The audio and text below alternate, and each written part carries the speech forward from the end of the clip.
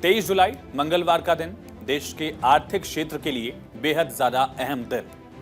वित्त मंत्री निर्मला सीतारमण संसद में बजट पेश करेंगी और बजट पेश करने से कुल 25 घंटे पहले देश के प्रधानमंत्री नरेंद्र मोदी ने बता दिया कि आखिर ये बजट कैसा होने वाला है, किन मुद्दों पर इस बजट में फोकस रहेगा। प्रधानमंत्री ने बजट से पहले अपनी बात में एक बार फिर से दोहराया कि साल 2047 उनकी सरकार के लिए काफी अहम है, लिहाजा 2047 को ध्यान में रखकर रोड मैप तैयार किया जा रहा है। प्रधानमंत्री लगातार इस बात पर फोकस करते रहे। 2047 का जो सपना है, एक तरह से लक्ष्य है कि 2047 तक भारत विकसित राष्ट्र बने, उसको लेकर पूरा खाका खींचा जा रहा है और कल के बजट में भी इसका रिफ्लेक्शन दिखेगा। इसको लेकर तैयारियां इस बजट के प्रावधानों में भी आपको नजर आने वाली हैं। ये प्रधानमंत्री की बातों में झलका सुनिए। ये बजट अमृतकाल का एक महत्वपूर्ण बजट है। हमें 5 साल का जो अवसर मिला है, आज का बजट हमारे उन 5 साल के कार्य की दिशा भी तय करेगा और ये बजट 2047 जब आजादी के 100 साल होंगे, तब विकसित भारत का जो हमारा सपना है, उस सपने को पूरा करने की मजबूत नींव वाला बजट लेकर के हम कल देश के सामने आएंगे। तो पीएम ने स्पष्ट कर दिया कि कल का बजट मंगलकारी होगा। मंगलवार का जो बजट है, मंगलवार के दिन देश का जो बजट, उसमें 2047 के विकसित भारत के स्वप्न को लेकर जो भी तैयारियां हैं वो प्रावधानों में नजर आएंगी। प्रधानमंत्री का सीधा फोकस इसी बात पर दिखा है और बजट के जरिए ये बताया जाएगा कि देश को आर्थिक क्षेत्र में किस तरफ लेकर जाना है। और उससे पहले यानी आज वित्त मंत्री निर्मला सीतारमण ने लोकसभा में प्री बजट डॉक्यूमेंट यानी आर्थिक सर्वे 2023-2024 पेश किया। इस सर्वेक्षण के जरिए देश की आर्थिक सेहत के बारे में बताया गया है। आर्थिक सर्वे के जरिए 2047 तक विकसित भारत का रोड मैप बताया गया है और साथ ही विश्व गुरु बनने का मंत्र दिया गया है। इकोनॉमिक सर्वे में क्या बड़े मुद्दे हैं, उन पर भी बात करते हैं। दरअसल इस इकोनॉमिक सर्वे में 6 मुद्दों पर प्रमुख तौर पर फोकस रखा गया है। क्या है ये 6 मुद्दे, ये भी समझिए। दरअसल प्री बजट डॉक्यूमेंट, इसमें कहा गया है कि आर्थिक विकास को प्रोत्साहित करने के लिए निजी क्षेत्र के निवेश को बढ़ाने पर जोर देना बेहद अहम है। यानी प्राइवेट सेक्टर में इन्वेस्टमेंट बढ़ेगा तो उससे रोजगार का सृजन होगा और साथ ही विकास की रफ्तार आगे बढ़ती रहेगी। एमएसएमई का विस्तार, सूक्ष्म लघु और मध्यम उद्यमों के विकास और विस्तार को प्राथमिकता देना इसके खास फोकस में एक बड़ा पॉइंट है और लगातार इस बात पर सरकार का जोर दिखा है। राज्य स्तरों पर भी इसको लेकर कोशिश की गई, चाहे ओडीओपी की बात की जाए या राष्ट्रीय स्तर पर इसको लेकर जब बजट में प्रावधान किया गया था, 1 स्टेशन 1 प्रोडक्ट, इस तरह से लगातार सूक्ष्म लघु और मध्यम उद्यमों का विकास हो सके, इसको विस्तार दिया जाए, ये सरकार की प्राथमिकता में रहा है। और कल जब बजट पेश होगा तब भी आप देखेंगे कि एमएसएमई सेक्टर पर सरकार का फोकस नजर आएगा। इससे स्किल लेबर आगे बढ़ सकेगी, रोजगार के और साधन देखेंगे और साथ ही विकास की रफ्तार बढ़ती रहेगी। आर्थिक सर्वेक्षण में एक रणनीतिक प्राथमिकता के रूप में इसे रेखांकित किया गया है। और दूसरा फोकस है शिक्षा रोजगार के अंतर को पाटना। इस इकोनॉमिक सर्वे में एक बहुत बड़ी बात कही गई है। इसका जिक्र है कि शिक्षा रोजगार के अंतर को पाटना होगा। शिक्षा यानी एजुकेशन और रोजगार के बीच एक खाई है जिसे खत्म करना बहुत अहम है। हम लोगों को एजुकेट तो कर रहे हैं, लोगों को पढ़ा तो पा रहे हैं, उनको स्किल क्या मिल पा रहा है, क्या उस स्किल के आधार पर उनको नौकरियां मिल पा रही हैं, उस पढ़ाई के हिसाब से उनको नौकरियां मिल रही हैं, इसमें एक बड़ा गैप है। इसको खत्म करना होगा, इसको लेकर फोकस दिखा गया है। और इस इकोनॉमिक सर्वे में इस बात का भी जिक्र है कि हर साल दरअसल जो गैर कृषि क्षेत्र हैं वहां लगभग 78.5 लाख नौकरियां इस तरह से सृजित करनी होगी। तीसरा बड़ा फैक्टर है विकास इंजन के रूप में कृषि। आर्थिक सर्वे में कहा गया है कि सरकार का लक्ष्य मौजूदा नीतिगत बाधाओं को दूर करके एक प्रमुख विकास चालक के रूप में कृषि पर अधिक से अधिक ध्यान केंद्रित करना है। लगातार सरकार का फोकस भी रहा कि कृषि क्षेत्र पर ध्यान रखा जाए। उसका फायदा कोविड के दौरान दिखा, जब तमाम अर्थव्यवस्थाएं पूरी तरह से खत्म होती सीखी उस समय भारत की अर्थव्यवस्था भी नेगेटिव जा रही थी, लेकिन कृषि क्षेत्र ने जितना अर्थव्यवस्था को संभाला वो बहुत बड़ा फैक्टर था। और लगातार सरकार की कोशिश भी रही है कि कृषकों को यानी अन्नदाताओं को उसका फायदा मिल पाए, चाहे वो किसानों की आय दोगुनी करने की बात हो, फर्टिलाइजर पर उनको सब्सिडी देने की बात हो, या इसी तरह से सॉइल कार्ड समेत कई सारी अहम नीतियां बनाई गई और खास करके किसान सम्मान निधि का भी फैसला इसी सरकार में लिया गया। सरकार जानती है कि किसानों को सीधा फायदा देकर कृषि क्षेत्र को और आगे बढ़ाया जा सकता है, जिसका सीधा असर दिखेगा देश के विकास की रफ्तार पर। और यही वजह है कि एक मुख्य पॉइंट इसे भी माना गया है। और दूसरा बड़ा फैक्टर है सर्वेक्षण के अनुसार दरअसल राज्य क्षमता और क्षमता का निर्माण, नीतियों को प्रभावी ढंग से लागू करना और विकास को बढ़ावा देने के लिए राज्य संस्थानों इनकी क्षमताओं और क्षमता को बढ़ाना भी एक महत्वपूर्ण कारक होगा, यानी कि राज्य की अपनी क्षमताएं भी बढ़े। ये एक बड़ा फैक्टर इसमें दिखा है। और ग्रीन ट्रांजिशन फाइनेंसिंग का भी जिक्र है। इस सर्वे में कहा गया है कि भारत के हरित संक्रमण के लिए वित्त पोषण को सुरक्षित करना सतत विकास और पर्यावरण संरक्षण के लिए आवश्यक है, इसकी आवश्यकता के रूप में पहचाना जाता है। ये तमाम बड़े फोकस पॉइंट इस आर्थिक सर्वे में दिखे हैं, जो सरकार का एक तरह से पिछले वित्त वर्ष का लेखा जोखा भी है और आने वाले वित्त वर्ष के लिए एक तरह से खाका भी है। आर्थिक सर्वे पर प्रधानमंत्री नरेंद्र मोदी ने भी खुशी जाहिर की। प्रधानमंत्री नरेंद्र मोदी ने सोशल मीडिया पोस्ट की, एक्स पर उन्होंने लिखा कि आर्थिक सर्वेक्षण हमारी अर्थव्यवस्था की मौजूदा ताकतों पर प्रकाश डालता है, हमारी सरकार द्वारा लाए गए विभिन्न सुधारों के परिणाम को भी दिखाता है। जैसे जैसे हम विकसित भारत के निर्माण की दिशा में आगे बढ़ रहे हैं, ये आगे के विकास और प्रगति के क्षेत्रों की भी पहचान करता है। प्रधानमंत्री ने एक्स पोस्ट लिखा और खुशी जाहिर की कि आर्थिक सर्वेक्षण में जो पहलू हैं वो हमारे कामकाज को दर्शाती हैं। दरअसल प्री बजट डॉक्यूमेंट यानी कि जो आर्थिक सर्वे है वो कुल 475 पेजेस का है, 475 पन्ने इसमें, और इनमें देश की आर्थिक सेहत के साथ किस क्षेत्र पर ध्यान देने की जरूरत है, देश के सामने चैलेंजेस क्या हैं, डिटेल से इसे बताया गया है। हर एक चीज को अच्छी तरह से समझाएंगे, हम आपको बताएंगे, लेकिन उसके पहले सबसे पहले जानते हैं कि आर्थिक सर्वे में क्या क्या है, किन किन पहलुओं का जिक्र है। देश की आर्थिक सेहत अच्छी है, ये बताया गया कि अर्थव्यवस्था की रफ्तार अच्छी है और देश में महंगाई काबू में है। हालांकि पिछले वर्ष के मुकाबले इसमें थोड़ा सा इजाफा हो सकता है, कई बड़े फैक्टर्स हैं। पिछले साल अगर महंगाई कम हुई तो उसके पीछे माना गया कि जो सरकार ने गैस की कीमतों में कटौती की थी, लगभग 200 रुपये की सब्सिडी दी थी, कटौती की थी, उसका एक बड़ा फैक्टर दिखा है। देश में महंगाई काबू में रही। जीडीपी ग्रोथ रेट को माना गया है कि 6.5 से 7% रहने का अनुमान है, जो अलग अलग वैश्विक मंच से भी इसको जिक्र किया गया है, चाहे IMF हो या वर्ल्ड बैंक, उनकी तरफ से भी इस बात का जिक्र किया गया है। और आर्थिक सर्वे में कृषि पर फोकस बढ़ाने पर जोर है, जैसा हमने आपको बताया। सरकार का फोकस कृषि क्षेत्र पर रहा है और इसमें भी एक बार फिर से इसका जोर दिखेगा, ये दरअसल साफ है। जियोपॉलिटिकल चुनौतियों के बावजूद आर्थिक स्थिति अच्छी है भारत की। युद्ध चल रहा है, कई सारी चुनौतियां हैं, लेकिन इसके बावजूद भारत के विकास की रफ्तार पर इन फैक्टर्स का असर बिल्कुल न के बराबर है। बेरोजगारी घटी है, आंकड़ों में रिफ्लेक्ट हुआ। अब रोजगार बढ़ाने पर जोर है। खुद सरकार की तरफ से सर्वे में कहा गया है कि हर वर्ष दरअसल 78.5 लाख निजी क्षेत्र में नौकरियों की जरूरत होगी, जो गैर कृषि क्षेत्र हैं। इसके साथ ही IT सेक्टर में ज्यादा हायरिंग की उम्मीद नहीं है।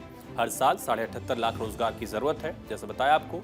और महिला स्वरोजगार में तेजी लाने की बात भी कही गई है। सरकार कोशिश भी कर रही है। ड्रोन दीदी का एग्जाम्पल आपने देखा कि किस तरह से महिलाओं को ट्रेन किया जा रहा है, या लखपति दीदी योजना जो है कि महिलाएं आत्मनिर्भर बन सकें और खुद वो परिवारों को भी चला सकें। तमाम प्रयास सरकार की योजनाओं में रिफ्लेक्ट होते रहें, इन पर आगे भी फोकस दिखेगा। बजट में भी इसका प्रावधान जो है वो कल नजर आएगा, ऐसी पूरी उम्मीद इन्हीं वजहों से की जा रही है। देश के विकास के लिए निजी निवेश की रफ्तार तेज होनी चाहिए और एक अहम योजना जिसकी शुरुआत इसी साल की गई, PM सूर्य घर योजना से 30 गीगावाट सौर कैपेसिटी जुड़ने की उम्मीद है। 2024-25 में राजकोषीय घाटा 0.7% कम होकर 5.1% रहने का अनुमान है। कोशिश सरकार की रहती है कि इसे 4.5% के पास लेकर आया जाए और उम्मीद है कि फिस्कल ईयर यानी कि जो वित्त वर्ष 2026 होगा तब तक ये 4.5% के करीब आएगा। फिलहाल इसकी दर है 5.1%, राजकोषीय जो घाटा है।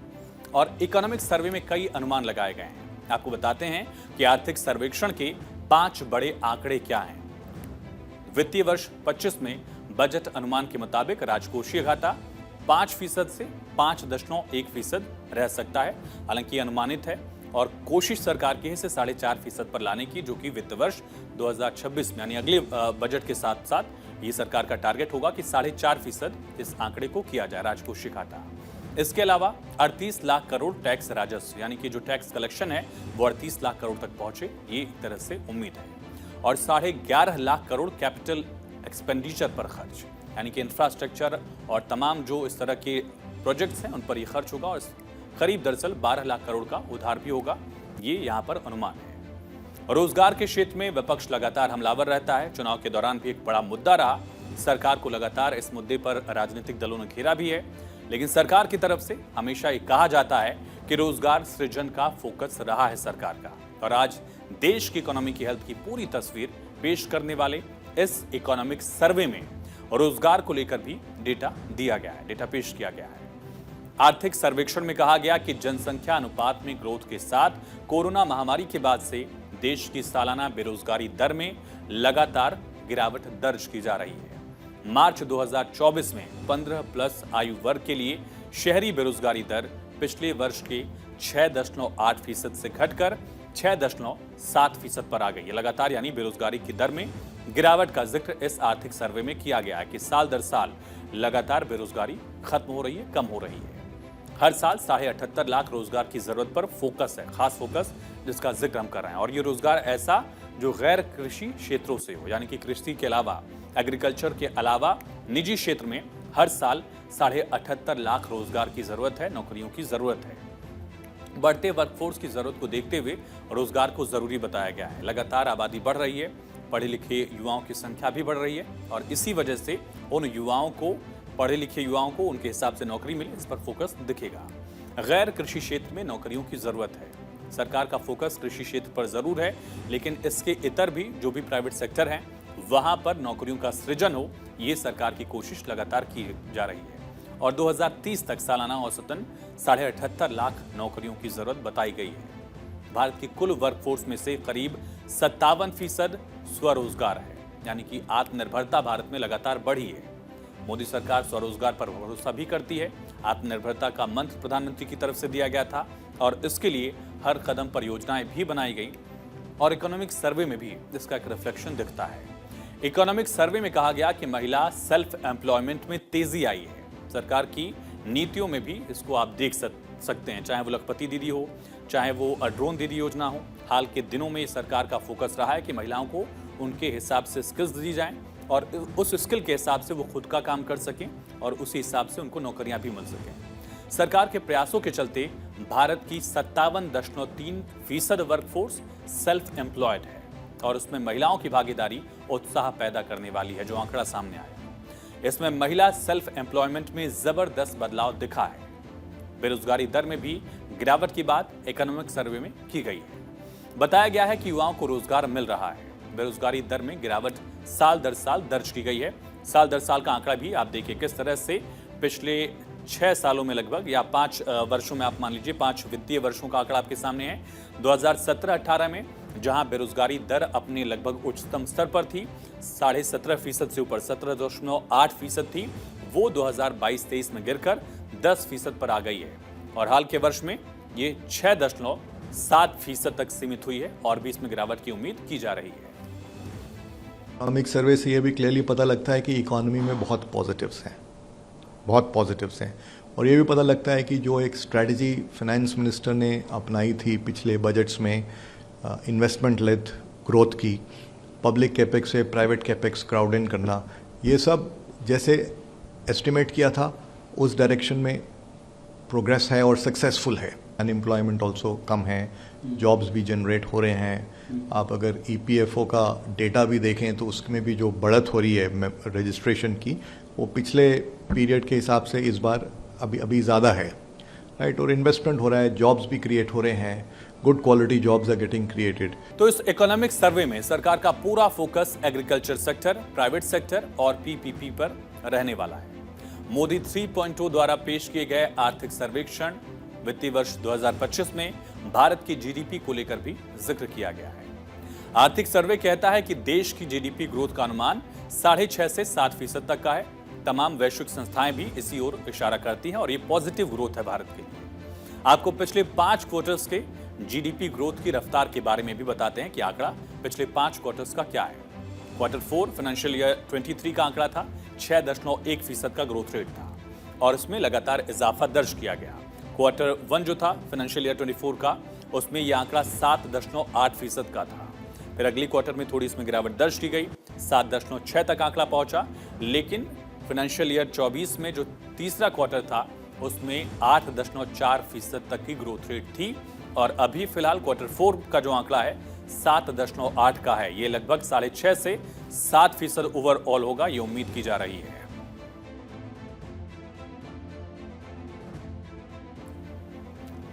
तो सरकार के आर्थिक सर्वेक्षण की इस रिपोर्ट के मुताबिक देश की प्रगति को और रफ्तार देने के लिए कृषि क्षेत्र एक इंजन की तरह काम करेगा और सर्वे में एग्रीकल्चर सेक्टर पर ध्यान केंद्रित करने की जरूरत पर खास जोर दिया गया है। और अगर सर्वे में इस पर फोकस है, इस बात का जिक्र किया गया है, तो यकीन मानिए कल जब आप बजट सुनेंगे उसमें आप इसको लेकर प्रावधान भी देखेंगे। कृषि क्षेत्र पर सरकार का फोकस रहा है और फोकस बढ़ेगा। कल के बजट प्रावधानों में इजाफा होगा कृषि क्षेत्र को लेकर, इसकी पूरी उम्मीद की जानी चाहिए। दरअसल सर्वे ने कृषि क्षेत्र पर फोकस बढ़ाने की जरूरत को रेखांकित किया, अंडरलाइन किया है और देश में रोजगार के सबसे अधिक मौके कृषि सेक्टर देता है।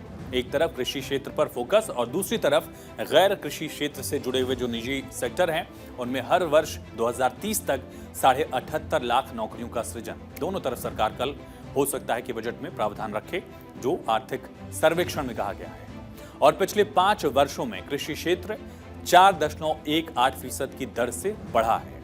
इसके अलावा सरकार के इकोनॉमिक सर्वे पर देश में रोजगार के अवसर बढ़ाने पर भी खास जोर रहा है। साथ ही भारत को ड्रोन हब बनाने पर भी सरकार का फोकस रहेगा। ड्रोन अलग अलग जगहों पर इस्तेमाल रहता है। जम्मू कश्मीर में अगर सेना के जवान मौजूद हैं, सर्च ऑपरेशन जारी है, आप देखेंगे कि वहां पर भी ड्रोन का इस्तेमाल किया जा रहा है। यूक्रेन रशिया वॉर चल रही है, आप वहां पर भी देखेंगे कि किस तरह से ड्रोन्स का इस्तेमाल किया जा रहा है। एग्रीकल्चर सेक्टर में ड्रोन दीदियों को ट्रेन किया गया। एग्रीकल्चर सेक्टर में पेस्टिसाइड के लिए, इंसेक्टिसाइड के लिए इन ड्रोन्स का इस्तेमाल होता है। यानी कृषि से लेकर डिफेंस तक ड्रोन्स पर निर्भरता दुनिया की बढ़ रही है और सरकार का फोकस ये है कि भारत को ड्रोन हब बनाया जाए। भारत न सिर्फ ड्रोन बनाए बल्कि ड्रोन एक्सपोर्ट भी करे। एग्रीकल्चर से लेकर डिफेंस तमाम पॉलिसिंग में भी इसका यूज होता है और अगर इस क्षेत्र पे काम बेहतर होता है तो इसमें कामयाबी मिलने पर भारत दरअसल दूसरे देशों को भी इस तरह से ड्रोन एक्सपोर्ट करेगा और बड़ी संख्या में यह आंकड़ा बढ़ेगा, ऐसी उम्मीद है। 2030 तक भारत को ग्लोबल ड्रोन हब बनाने पर सरकार का जोर है और इसको लेकर विशेषज्ञ क्या कहते हैं, सुनिए। इसी क्षेत्र में पिछले 4 सालों में 4.18% की दर से विकास हुआ है, जिसको आगे बढ़ाया जाना चाहिए, जिसको और बेहतर करने की जरूरत है। उसको बेहतर करने के लिए कृषि क्षेत्र को और ज़्यादा अनुदान की देने की ज़रूरत है और उसमें इन्वेस्टमेंट के साथ साथ R&D को बढ़ावा देने की ज़रूरत है। जैसे जो ड्रोन हब बनेगा, ड्रोन हब से कृषि को बेहतर किया जा सकता है, टेक्नोलॉजी के माध्यम से कृषि को बेहतर किया जा सकता है, किसानों को और बेहतर किया जा सकता है। PM किसान योजना को 8,000 रुपये किए जाने की मांग की गई है, जिससे कि किसानों की आर्थिक स्थिति को और बेहतर किया जा सकता है। तो जाहिर तौर पर ड्रोन का इस्तेमाल कृषि से लेकर डिफेंस और अलग अलग सेक्टर्स में किया जा सकता है और किया जा रहा है। इस वजह से अगर भारत ड्रोन हब बनता है ग्लोबल तौर पर तो भारत का ये एक तरह से कामयाब पहलू होगा। 2030 के लिए एक टारगेट मोदी सरकार ने रखा है। मोदी सरकार ने ड्रोन पर काफी ज्यादा फोकस किया है। हर सेक्टर में ड्रोन के जरिए विकास की बात कही गई है। ड्रोन के विकास में लगातार भारत की सरकार, मोदी सरकार जुटी है। डिफेंस से लेकर एग्रीकल्चर तक इसका इस्तेमाल किया जाता है। जैसा बताया हमने आपको कि नमो ड्रोन दीदी योजना की शुरुआत की गई। लगातार महिलाओं को ट्रेनिंग दी जा रही ताकि एग्रीकल्चर सेक्टर में वो इसका यूज कर सके और ड्रोन के जरिए फसलों पर इंसेक्टिसाइड, पेस्टिसाइड का छिड़काव भी अब किया जा रहा है, खास करके इंसेक्टिसाइड का छिड़काव। ऊर्जा के क्षेत्र में तेजी से विकास हो रहा है और इसके लिए हर तरह की ऊर्जा, खास करके सौर ऊर्जा पर भी ज्यादा फोकस है। इकोनॉमिक सर्वे में PM सूर्य घर योजना की बात कही गई है। PM सूर्य घर योजना से 30 गीगावाट सौर कैपेसिटी जुड़ने की उम्मीद है। इसका उद्देश्य क्या है? दरअसल सोलर वैल्यू चेन में लगभग 17 लाख नौकरियां पैदा करना है। 1 करोड़ घरों में प्रत्येक महीने 300 यूनिट्स बिजली मुफ्त में देना, 720 मिलियन टन CO2 समकक्ष उत्सर्जन में कमी आएगी। एक तो आप ग्रीन एनर्जी, क्लीन एनर्जी की तरफ बढ़ेंगे, दूसरी तरफ बिजली के मामले में आत्मनिर्भरता और ज्यादा बेहतर आएगी। इकोनॉमिक सर्वे में आर्टिफिशियल इंटेलिजेंस यानी कि एआई के कर्मचारियों पर पड़ने वाले असर को लेकर भी काफी अनिश्चितता है, क्लैरिटी की थोड़ी सी कमी है। सर्वे रिपोर्ट में अनुमान जाहिर किया गया है कि एआई से प्रोडक्टिविटी में बढ़ोतरी तो होगी, लेकिन इसका कुछ सेक्टर्स में रोजगार पर प्रतिकूल असर पड़ सकता है। कि कहा गया है कि भारत की अर्थव्यवस्था ने कई जियोपॉलिटिकल चुनौतियों के बावजूद पिछले वित्त वर्ष 2023 में रफ्तार बनाकर रखी और इसे वित्त वर्ष 2024 में आगे बढ़ाया। इकोनॉमिक सर्वे के मुताबिक वित्त वर्ष 2024 में भारत की रियल जीडीपी ग्रोथ 8.2% रही। इससे देश का विकास हो रहा है। आर्थिक सर्वे में कहा गया कि कैपेक्स यानी कि कैपिटल एक्सपेंडिचर पर सरकार के जोर और लगातार बढ़ते निजी निवेश ने पूंजी निर्माण को बढ़ावा दिया है। फाइनेंशियल ईयर 24 में real gross fixed capital formation में 9% की ग्रोथ दिखी है। 2020-21 में 4.12% था, माफ कीजिए 4.12 लाख करोड़ था। 2021-22 में 6.02 और 2022-23 में बढ़ा 7.5 लाख करोड़ का कैपेक्स था भारत सरकार का बजट में। 2023-24 में आंकड़ा 9.5 लाख करोड़ था और 2024-25 में 11 लाख करोड़ का कैपिटल एक्सपेंडिचर का प्रावधान बजट में था। इस बजट में और बढ़ेगा, इसकी पूरी उम्मीद है। वहीं मोदी सरकार में इलेक्ट्रॉनिक प्रोडक्शन और एक्सपोर्ट्स में तेजी से इजाफा देखा जा रहा है। इसकी रफ्तार बहुत ही तेजी से बढ़ी भी है। देश के विकास में अच्छा खासा योगदान दे रहा है। निर्यात भी साल दर साल बढ़ी है। फाइनेंशियल ईयर 22 में एक्सपोर्ट जहां इलेक्ट्रॉनिक्स क्षेत्र में 28.7% था, फाइनेंशियल ईयर 23 में बढ़कर ये 62.5% हुआ, यानी इसमें कई गुना इजाफा दर्ज किया गया है। उत्पादन में भी लगातार बढ़ोतरी देखी गई। फाइनेंशियल ईयर 22 में 15.6% जहां बढ़ोतरी देखी गई थी, वहीं अगले वित्तीय वर्ष में ये आंकड़ा और बढ़ा 42.9%। हालांकि कोविड का इम्पैक्ट भी फाइनेंशियल ईयर 22 में था, उसको काउंट कर सकते हैं आप। वहीं इकोनॉमिक सर्वे में कंपनियों और बैंकों की बैलेंस शीट मजबूत होने का दावा किया गया है। साथ ही कहा गया कि प्राइवेट इन्वेस्टमेंट को और भी बढ़ावा मिलने की उम्मीद है। सर्वे में यह भी जिक्र किया गया कि जो भारतीय मूल के लोग दुनिया के तमाम देशों में रह रहे हैं, उन्होंने अपने परिजनों को जो पैसा भेजा है वापस भारत में, उसका आंकड़ा भी लगातार बढ़ा है। सरकार विकास की समावेशिता सुनिश्चित कर रही है और यही वजह है कि गरीबों के लिए जब से कुछ योजनाओं की शुरुआत हुई है, इसमें लगातार ग्रोथ दिख रहा है और उसका फायदा उन गरीबों को मिल भी रहा है। कैसे, ये भी समझिए। दरअसल स्वच्छ भारत मिशन 11.7 करोड़ लोगों को फायदा हुआ। जल जीवन मिशन से 11.6 करोड़ लोग लाभार्थी बने। उज्ज्वला योजना से करीब 10.3 करोड़ लोग इसका फायदा उठा पाए और पीएम आवास योजना से भी लगभग 2.5 करोड़ से ज्यादा लोगों को फायदा मिला। इकोनॉमिक सर्वे में सरकार की ओर से जहां देश की जीडीपी ग्रोथ अनुमान जाहिर किया गया, वहीं इस आर्थिक सर्वेक्षण में सरकार ने एक बड़ी चुनौती का भी जिक्र किया है। सरकार का कहना है कि ग्लोबल चुनौतियों की वजह से एक्सपोर्ट के मोर्चे पर देश को थोड़ा झटका लग सकता है, लेकिन सरकार इसको लेकर भी पूरी तरह से सतर्क है। कहा गया कि ग्लोबल बिजनेस में चुनौतियां पेश आने की आशंका है। सरकार काउंट करके चल रही कि जिस तरह से वॉर से इस तरह के मामले सामने हैं, उसकी वजह से एक्सपोर्ट को लेकर थोड़े चैलेंजेस हो सकते हैं। निर्यात के मोर्चे पर चुनौती मिल सकती है, इसका असर कैपिटल फ्लो पर भी पड़ सकता है। तो मोदी सरकार के तीसरे कार्यकाल का यह पहला बजट कल पेश होगा। इस साल संपन्न हुए लोकसभा चुनाव के बाद प्रधानमंत्री नरेंद्र मोदी के नेतृत्व में लगातार तीसरी बार बनी सरकार के बजट से लोगों को इस बार उम्मीदें और ज्यादा हैं। देश की पूर्णकालिक महिला वित्त मंत्री के रूप में निर्मला सीतारमण अपने कार्यकाल का ये लगातार 7वां बजट पेश करेंगी और इतिहास रचेंगी। संसद में बजट पेश किए जाने से एक दिन पहले आर्थिक सर्वेक्षण रखा जाता रहा है। आर्थिक सर्वेक्षण के बारे में भी बताते हैं। दरअसल बजट प्राथमिकताओं की जानकारी इसमें होती है। आर्थिक समस्याओं, चैलेंजेस का जिक्र होता है, विश्लेषण होता है और मुख्य आर्थिक सलाहकार चीफ इकोनॉमिक एडवाइजर इसे तैयार करवाते हैं अपनी टीम के साथ। 1964 तक बजट के साथ ही पेश होता था, लेकिन अब ये बजट से पहले पेश होता रहा है। रोजगार को लेकर आर्थिक सर्वे में कहा गया, सर्विसेज सेक्टर सबसे ज्यादा रोजगार सृजन करने वाला क्षेत्र है, सेक्टर है। इंफ्रास्ट्रक्चर को मजबूत करने के सरकार के जोर के चलते कंस्ट्रक्शन सेक्टर में भी तेजी के साथ विकास दर्ज की गई है और सर्वे के मुताबिक कंस्ट्रक्शन सेक्टर के रोजगार असंगठित हैं, अनऑर्गेनाइज सेक्टर एक तरह से है। साथ ही वेतन यहाँ बेहद कम है। ऐसे में कृषि छोड़ रहे लेबर फोर्स के लिए रोजगार के नए अवसर की जरूरत है। यानी जो लोग कृषि छोड़ रहे हैं और रोजगार के लिए शिफ्ट हो रहे हैं, रोजगार खोज रहे हैं, उनके लिए जरूरी है कि बेहतर रोजगार मिल पाए, न कि वो अनऑर्गेनाइज सेक्टर में जाएं, जहां वेतन कम है, जहां सुविधाएं कम है और जहां इस तरह से कई सारी बंदिशें भी हैं। सर्वे में कहा गया कि पिछले एक दशक में खराब लोन की विरासत के चलते मैन्युफैक्चरिंग सेक्टर में कम रोजगार का सृजन हुआ है, लेकिन वित्त वर्ष 21-22 से इस सेक्टर में रोजगार के अवसर बढ़े हैं। इस बात पर दरअसल फोकस रखा गया है।